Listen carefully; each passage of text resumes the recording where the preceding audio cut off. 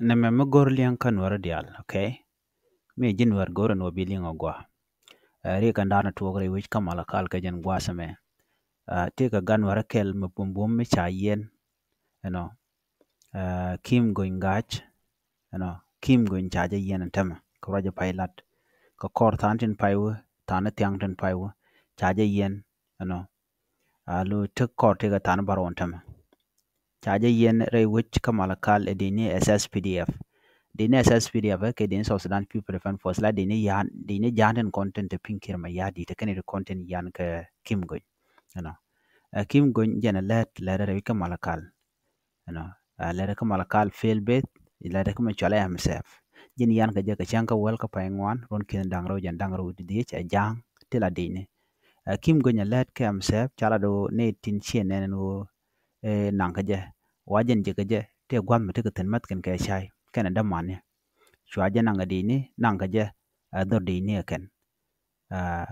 Kim Goy lada keli wo be na be ka sef la ku kan lwang na community ko ka je humanitarian til wakana.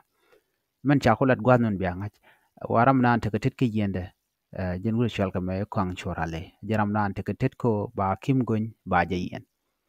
Neme political motivated.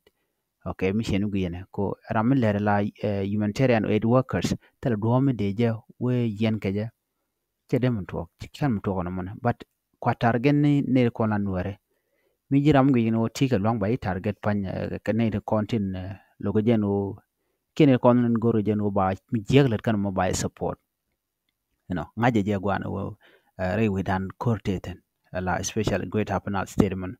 So Kim Goy chaje yen ka jentok tiang dan paiwo, you know, chaje yen de ni jane karam dan teketet kong shorale ka dobe dana shalet keje biaje ling nino ka dobe mo mecheben keje mano jen turu de guyen mano gwadam chaje yen kwang shorale re wik kamala kal gwada ledetin, okay. Kem sef kene de kontil wakana biayo ngaje no non go chaje yen ka yen kwang shorale chaje we kene manne ka kel ke damante ka nyura kel gwashe ka shwaga nang do dini chwa talfona chwa jo kan talfona wate ka chat chwa jo nyoko wa kane dini ka chwa nang ken ba so anta mu quick konta da ante je no mo biya ko ngache wo mishro da lahad na mere wicked great up now still no ken they are taking nur nang ken kare ti jen dung dini ke barak jane jen dana let ken so no biya tamal ban je mu do den